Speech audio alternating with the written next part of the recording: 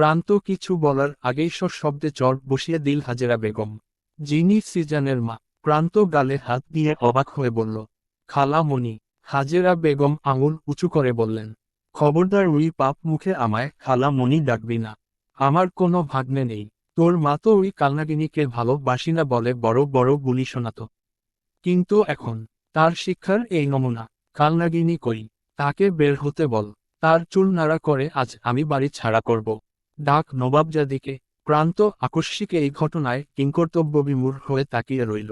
কি বলবে আর কি বলবে না সেটা বুঝতেই কেটে গেল কয়েক প্রহর। প্রান্তকে ঠেলে ভেতরে ঢুকে অজ্ঞান তোপার চুলের মুঠি ধরে টেনে তুলল। তোপা চোখ খুলছে না দেখে সিজানকে পানি আনতে বলল। সিজান দ্রুত পায়ে পানি এনে দিলে সবটুকু পানি তোপার মুখের উপর ঢেলে দিল। তবুও চোখ বন্ধ দেখে নাক মুখের উপর ওড়না চেপে ধরল। নিঃশ্বাস আটকে আসায় অতি দ্রুত চোখ পিটপিট করে খুলে ফেলল তোপা। তোপার জ্ঞান ফিরতে দেখে আবার চুলের মুঠি ধরে বলল, এতক্ষণ অজ্ঞান হওয়ার নাটক করছিলি। দুজনের ইচ্ছায় পাপ করে এখন অজ্ঞান হওয়ার নাটক করে একজনের উপর চাপিয়ে দিতে চাইছিলি। তোর নাটক বহুত দেখছি আমি। আজ এক্ষুনি বাড়ি থেকে বের হবি তুই। তোপা কিছু বুঝতে না পেরে বলল, কি পাপ করেছি আমি? হাজেরা বেগম অশ্রাব্য ভাষায় গালিগালাজ করে বলল, তুই ওর সাথে ছিলি না। তোর অবৈধ সম্পর্ক নেই প্রান্তর সাথে। তোর এই এলোমেলো অবস্থার জন্য তোরা দুজন দায়ী না।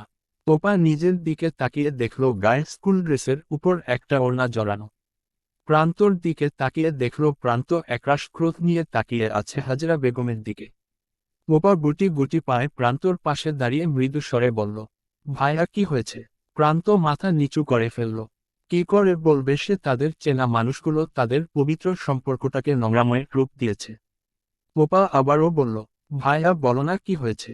প্রান্ত মুখ খোলার আগেই সিজান বলল, তোরা দুজন একসাথে ছিলি, নোংরা খেলায় মেতেছিস তোরা, অস্বীকার করতে পারবি? তোপা যেন আকাশ থেকে পড়ল। তার প্রাণপ্রিয় ভাই একথা বলছে এটা সে বিশ্বাস করতে পারছে না। প্রান্ত তেরে এসে সিজানের কলার চেপে ধরল।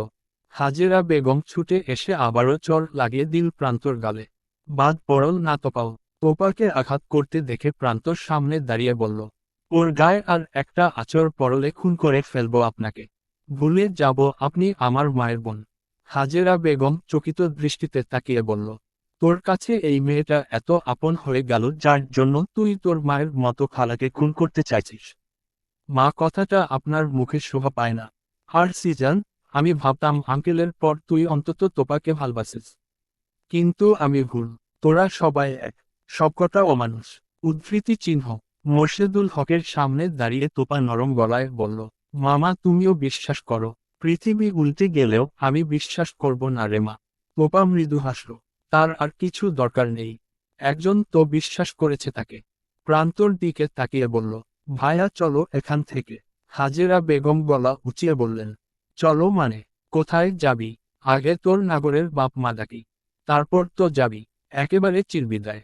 প্রান্ত নিজেই ফোন বের করে মায়ের নম্বর ডায়াল করে বলল, মা ইমিডিয়েটলি মুর্শেদ আঙ্কেলের বাড়ি এসো। তোমার বোন সার্কাস শুরু করেছে। তাড়াতাড়ি এসো। আমার ধৈর্যের বাঁধ ভেঙে গেলে আমি তাকে খুনও করে ফেলতে পারি। আয়েশা হাজেরা বেগমের সামনে দাঁড়িয়ে শক্ত গলায় বললেন, তুই মেয়েটার সাথে এত জঘন্য একটা কাজ করলি কি করে? কেন করলি বলতো? ওর গায়ের রং কালো। ওর বিয়েতে তোকে মোটা টাকা গুনতে হবে যৌতুক হিসেবে সেজন্য। তুই যে বাড়িতে এত দাপট দেখাচ্ছিস সেই বাড়ির অর্ধেকটার মালিক যে তোপা সেটা ভুলে গেছিস। তোর শ্বশুর মানে তোপার নানা যে তোপার মায়ের নামে এই বাড়ির অর্ধেক অংশ লিখে দিয়েছে সেটা জানিস না তুই? না না, জানার তো কথা নয়। তোপার জন্মের আগে যখন তোপার বাবা মায়ের মধ্যে ঝামেলা হচ্ছিল তখন তো তুই এ বাড়িতে ছিলি। তখন তোর শ্বশুর যে বাড়ি লিখে দিল তখন সেটা ভালো করে মগজে গেঁথে নিতে পারিসনি। নিজের টাকায় তোপার খরচ নাই বা চালালি। অন্তত ওর মায়ের অংশ থেকে কিছুটা বিক্রি করে না ওর খাওয়া পড়ার খরচ চালাতি। বাকিটা বিয়ের জন্য রেখে দিতি। কিন্তু তা না করে তুই মেয়েটার চরিত্রে কলঙ্ক লাগিয়ে দিলি। তোর কলিজা একবারও কাঁপল না? এই তুই মায়ের জাত। হাজেরা বেগম চেঁচিয়ে বললেন, তোর চোখে শুধু আমার অবহেলা ধরা পড়ল, আমার দোষ ধরা পড়ল। নিজের ছেলের অন্যায় দেখলি না? ওই কালনাগিনী যে তোর ছেলের মাথা চিবিয়ে খাচ্ছে সেটাও দেখলি না? তোর ছেলেরও চরিত্রের দোষ আছে। যে সুযোগ পেয়েছে হামলে পড়েছে। উদ্ধৃতি চিহ্ন। আমার ছেলে মেয়ের চরিত্র সম্পর্কে আমার যথেষ্ট ধারণা আছে। তোর কাছে আমি সার্টিফিকেট চাইতে আসিনি। পোপার সামনে গিয়ে বললেন, চল মা, এই নরকে আর তোর থাকতে হবে না। আমার সাথে আমার বাড়ি চল। বাবা ছাড়া যখন নিজের দুটো সন্তান মানুষ করতে পারছি তোকেও পারবো। পোপার শেষবারের মতো সিজানের সামনে গিয়ে মলিন গলায় বলল, তুই কিভাবে বিশ্বাস করলি এই জঘন্য কথাটা? সিজান শক্ত গলায় বলল, আমি নিজের চোখে দেখেছি। কি দেখেছিস? তোরা দুজন জড়িয়ে ধরেছিলি। পোপা তাচ্ছিল্য হেসে বলল, জড়িয়ে তো আমি তোকেও ধরি ভাই। তবে কি তোর সাথেও আমার নোংরা সম্পর্ক? সিজান অসহায় চোখে তাকালো তোপার মুখশ্রীতে। কি বলবে সে? হাজেরা বেগম এসে তোপার চুল ধরে টেনে সরিয়ে নিল সিজানের সামনে থেকে। কঠিন গলায় বলল, আমার ছেলের সামনে গিয়ে ন্যাকা কান্না করছিস তুই? নাটক করে আবার আমার ছেলের মন গলাতে চাইছিস? লাজ লজ্জা কি আল্লাহ একটুও দেয়নি? আয়েশা তোপাকে সরিয়ে নিল। হাজেরার উদ্দেশ্যে বিক্ষিপ্ত গলায় বললেন, আজ এই ব্যবহার করছিস তো তুই? আজ বুঝলি না বুঝবি সেই দিন, যেদিন তোর মাথায় বাড়ি পড়বে। দুধ ক্লাস দিয়ে কালসাপ পুষছিস তুই। তোর অবলা কালসাপ যেদিন তোর দিকে ফনা তুলবে সেদিন লুকোনোর জায়গা পাবি না। আল্লাহ না করুন তোর না তোপার পায়ে পড়তে হয়।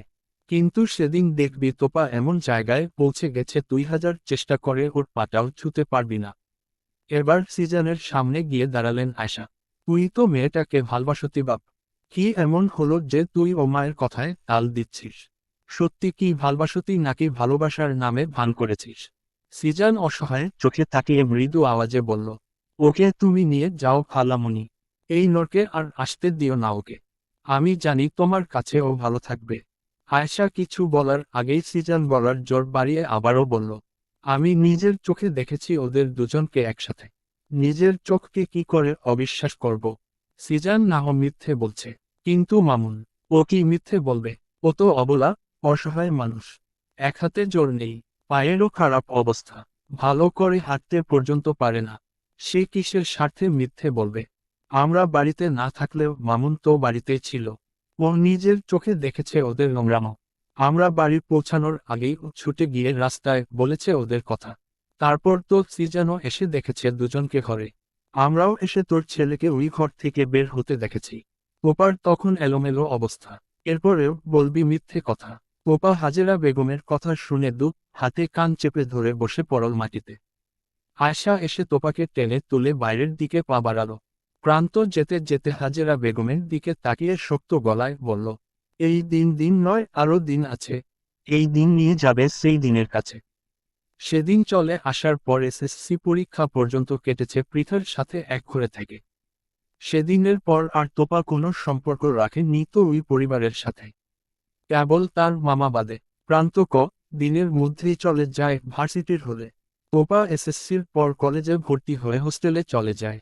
পৃথার কলেজের জন্য শহরে চলে যায় আয়শাও। তোপা ইচ্ছে করেই ভর্তি হয় অন্য শহরে, অন্য কলেজে। নয়তো আয়শা তার সাথে থাকতেই বাধ্য করবে। কিন্তু এভাবে আর কতদিন? নিজের চেষ্টায় জীবন গড়তে শুরু করে তোপা। 2-3টে টিউশনি আর মামার পাঠানো সামান্য কিছু টাকা দিয়ে চলে যেতে থাকে তার দিনগুলো। দিনগুলো চলে গেলেও রাতের আঁধারে নেমে আসে বিপর্যয়। ছোটবেলা থেকে শুরু করে কিছুদিন আগের ঘটনা নামক দুর্ঘটনাগুলো দুমড়ে মুছে দিতে থাকে তার জীবনটা। রাতগুলো চলে যায় নির্ঘুমভাবে। যদিও বা একটুখানি দুচোখের পাতা এক করত তখনই হানা দিত ভয়ঙ্কর স্বপ্নগুলো। তমসায় ডুবিয়ে দিত তাকে। বেশ কয়েক মাস পর কাকতালীয়ভাবে দেখা হয় সিজান পৃথার। শৈশবের খুনসুটি কৈশোরে গিয়ে রূপ নেয় প্রণয়। চাতক যেমন আশায় থাকে বৃষ্টির ঠিক তেমন দুজনে আশায় থাকত একটুখানি সাক্ষাতের। যাকে দেখলে ওষ্ঠযুগল প্রসারিত হতো লজ্জালু হাসির দাপটে। সেই তাকে দেখেই পৃথার ব্রুজুগলের মাঝের জায়গাটায় 2-3টে ভাঁজ পড়েছিল। অনাকাঙ্ক্ষিত সাক্ষাতে সিজান কিছু বলার চেষ্টা করলেও লাভ কিচ্ছু হয়নি।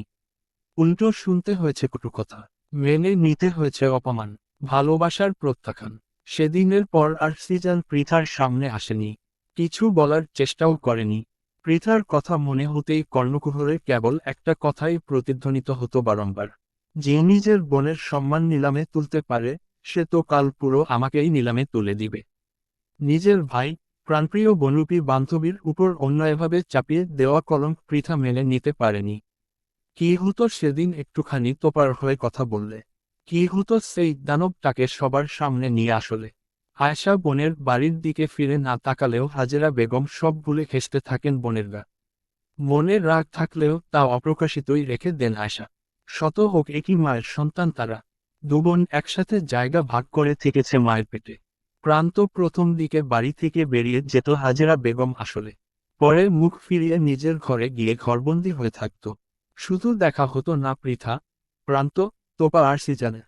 একটা ঘটনা পুরো জীবনের মোটাই ঘুরিয়ে দিয়েছিল। পলক হাতের ফোনটা সিজানের দিকে বাড়িয়ে দিল। সিজান ভ্রু কুঁচকে তাকালে পলক ইশারায় কথা বলতে বলল, এক বোনের রাগ ভাঙালে হবে না। আমার আরও একটা বোন আছে। সেও এক আকাশ সমান অভিমান নিয়ে দিনের পর দিন কাটিয়ে দিচ্ছে। সিজান অবাক হয়ে বলল, ভায়া, এত খুশি হয়ে লাভ নেই। আগে আমার বোনদের রাগ ভাঙা। আমি সবটাই শুনেছি। পলকের ফোনের সাথে কানেক্টেড ছিলাম। সিজান মলিন কণ্ঠে বলল, তাহলে মাফ করবে তো? প্রান্ত থমথমে গলায় বলল, আমি আমার বোনদের জন্য হাসিমুখে প্রাণও দিয়ে দিতে পারি। সিজান মন খারাপ করে ফেলল। সে তো পারেনি। ছোট বয়সের একটা ভুল জীবনটা ঝাঁঝরা করে দিচ্ছে। কিন্তু তারই বাকি করার ছিল। পরিস্থিতি তো তার অনুকূলে ছিল না। অনেক আগেই হাতের বাইরে বেরিয়ে গিয়েছিল। সে তো শুধু এতে হ্যামিলিয়েছে। আর কিছু না। তার বিশ্বাস অবিশ্বাসে কি আদৌ কিছু যেত আসত? খাওয়ার সময় সিজান বাবার দিকে তাকিয়ে বলল, বাবা, তুমি একা ফিরতে পারবে?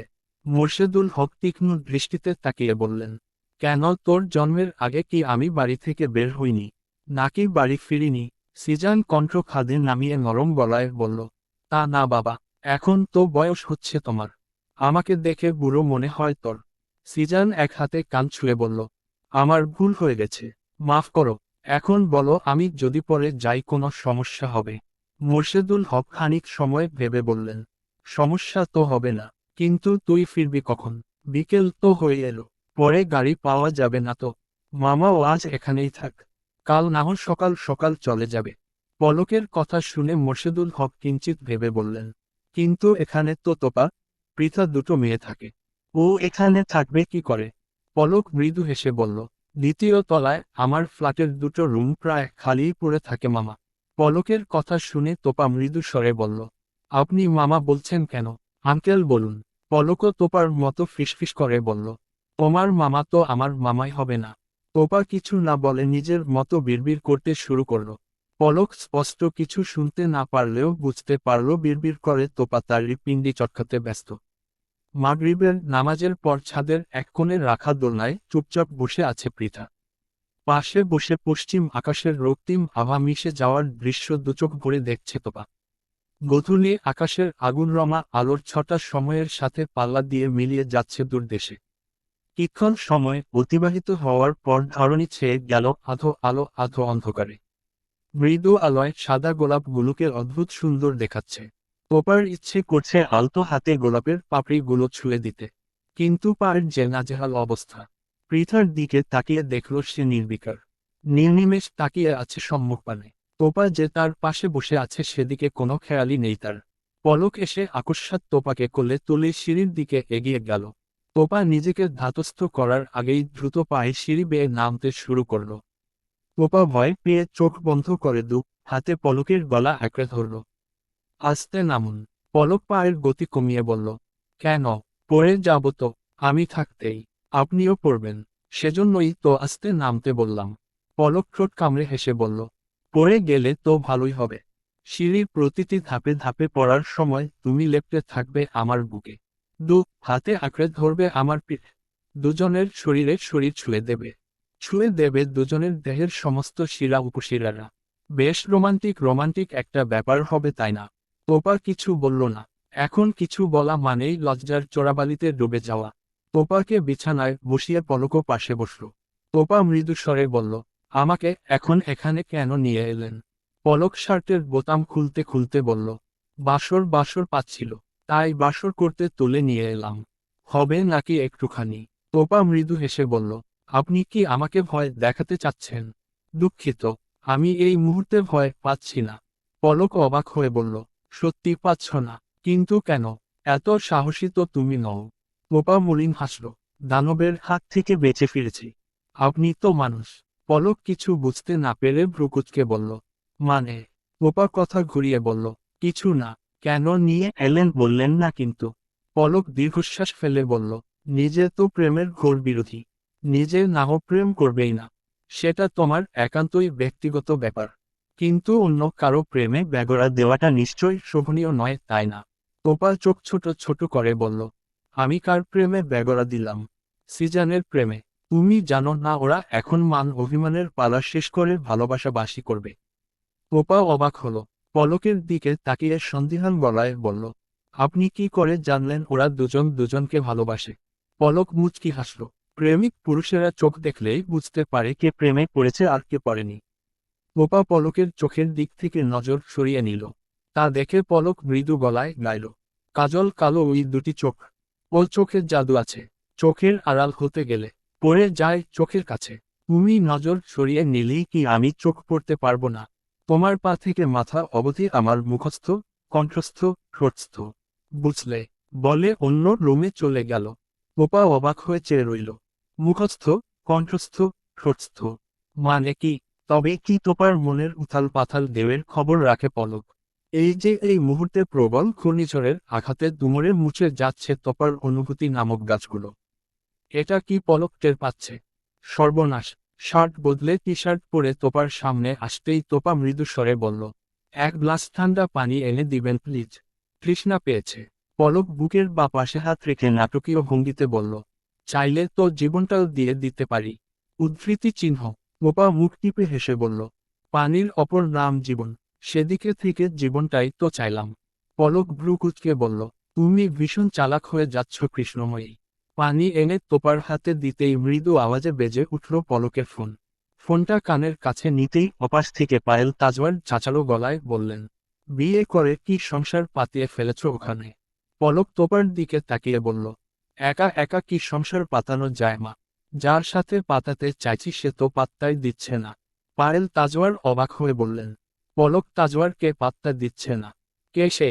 একবার দেখে চক্ষু সার্থক করার সুযোগ পাব তো। পলক মৃদু হেসে বলল, দেখবে দেখবে। একসময় উঠতে, বসতে, খেতে, শুতে শুধু তাকেই দেখবে। খুব সুন্দরী নাকি? নেতা সাহেব দিওয়ানা হলো যে। পলক মলিন কণ্ঠে বলল, আমি আর নেতা সাহেব নেই মা। পায়েল তাজওয়ার ছেলের যন্ত্রণা বুঝতে পারলেন বোধহয়। কথা ঘুরিয়ে বললেন, বল না। খুব সুন্দর দেখতে। পলক তোপার দিকে অপলক তাকিয়ে বলল, হ্যাঁ, একদম আমার মনের মতো। স্নিগ্ধ, স্বচ্ছ, পবিত্র। তোপা আঁতকে উঠল। স্নিগ্ধ, স্বচ্ছ, পবিত্র। কিন্তু সে তো পবিত্র নয়। শরীরটা যে পচে গেছে। গন্ধ ছড়ানোর অপেক্ষা মাত্র। পলক কথা শেষ করে তোপার হাত থেকে গ্লাস নিয়ে পানির বাকি অংশটুকু গলাধকরণ করে গ্লাসটা পাশের টেবিলে রেখে তোপার পাশে সোজা হয়ে শুয়ে পড়ল।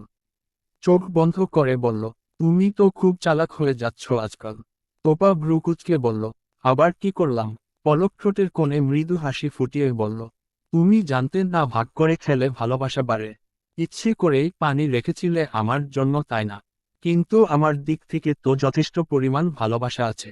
বরং তোমার আমার খাওয়ার জিনিস বেশি বেশি করে খাওয়া উচিত, যাতে ভালোবাসারা উপচে পড়তে পড়তে ছাদ থেকে তাজমহল পর্যন্ত আসে। তোপা চোখ ছোট ছোট করে তাকিয়ে রইল। এই মানুষটা একটা সাধারণ ব্যাপার কোথা থেকে ঠিক কোথায় নিয়ে যেতে পারে তা আগে থেকে কেউ ধারণা করতে পারবে না।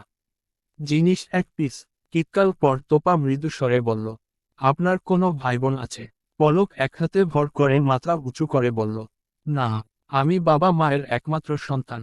কেন বলো তো? তোপা বিড়বিড় করে বলল, ঠিকই ভেবেছিলাম। ওয়ান পিস মেড কারিগর ডেট। এক্ষেত্রে কারিগর বেঁচে থাকলেও প্রসেসিং বন্ধ আছে। পলক তোপাকে বিড়বিড় করতে দেখে ভ্রুকুচকে বলল, তুমি কি আবার আমার পিণ্ডি চটকাচ্ছ? তোপা হেসে ফেলল পলকের মুখে এহেন কথা শুনে। আসলে ভাবছিলাম। পলক ভ্রু কুঁচকে বলল, কি? এই যে আমার মত আর কতজনের কপাল পুড়ছে সেটা। পলক অবাক হয়ে বলল, আমি তোমার কপালে জুটে তোমার কপাল পোড়াচ্ছি। তোপা মৃদু হেসে বলল, নিজেই ভেবে নিন। এই তো কিছুক্ষণ আগে বললেন আমার পা থেকে মাথা পর্যন্ত আপনার মুখস্থ, কণ্ঠস্থ, ঠোঁটস্থ। তাহলে নিশ্চয় মনটাও মুখস্থ। নিজেই বুঝে নিন। পলক ঠোঁট কামড়ে ধরে আবার সোজা হয়ে শুয়ে পড়ল। মসৃণ কণ্ঠে বলল, এখন তো শুধু কপাল পোড়াচ্ছি। একবার আমার নামে দলিল করে নেই। তারপর তোমার সর্বাঙ্গ পোড়াবো।